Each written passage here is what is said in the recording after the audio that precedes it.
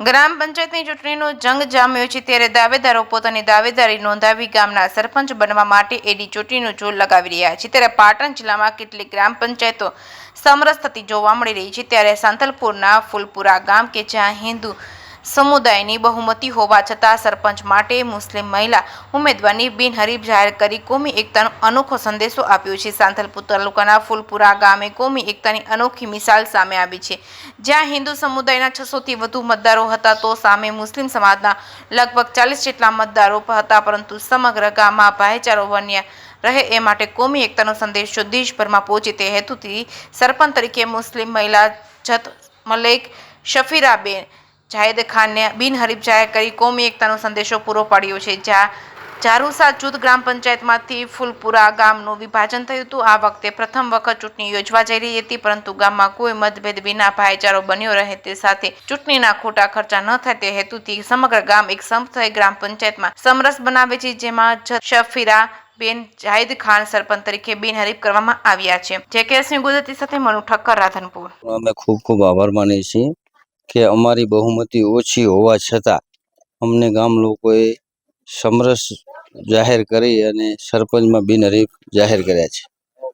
કેવા વિકાસના કામો વિકાસના કામો જે સરકાર અમારે ગ્રાન્ટ આપશે એનો અમે પૂરેપૂરો ઉપયોગ કરશું। બીજાને શું સંદેશો આપશો? ચૂંટણી ના થાય ચૂંટણી ના થાય એમાં અમે એવો સંદેશ આપશું કે ગામની અંદર કોઈ વિખવાદ ના થાય અને શાંતિ જળવાઈ રહે અને ભાઈચારાનો માહોલ રહે।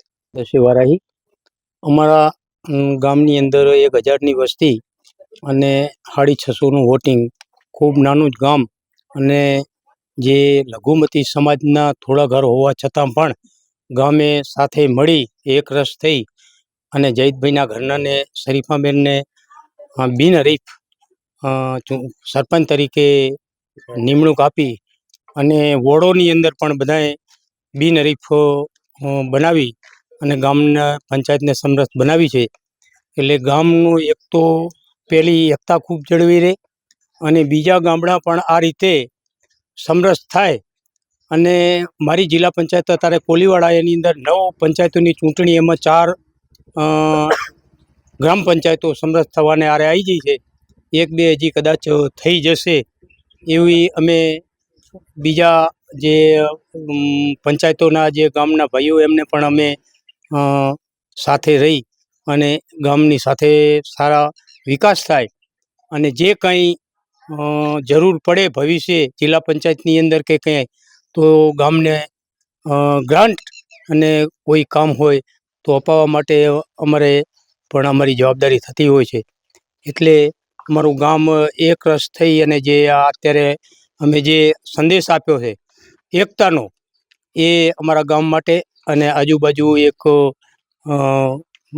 જેને આપણે કહીએ એકતાની રીતે એ હા આ રીતે અમારે સમરસ કર્યો છે। દાદા, ચૂંટણી થવાથી કેવા નુકસાનો થાય છે અને ગ્રામ પંચાયત સમરસ બનાવીએ તો કેવા ફાયદા થાય? હા, ગામની અંદર જો ચૂંટણી થાય તો એક નાનો ગોરો હોય અને એની અંદર જો ઝેરનું ટેમ્પો પાડીએ અને એ ના પી શકાય એ પરિસ્થિતિ ગામની થતી હોય છે। ગામ જો ચૂંટણી થાય ને 2 ભાગ પડી જતા હોય છે, એની અંદર પછી ભવિષ્ય પણ ચૂંટણીનું ઝેર છે એ ઓછું થતું હોતું નથી। એટલે આવી રીતે જો ગ્રામ પંચાયતની ચૂંટણીઓ સમરસ થતી હોય તો ગામની અંદર કોઈ જાતના વિખવાદો વધે નહીં અને ફાયદામાં એ છે કે ગામના વિકાસની અંદર પણ સારો એવો વેગ મળે છે અને કામ સારા થતા હોય છે।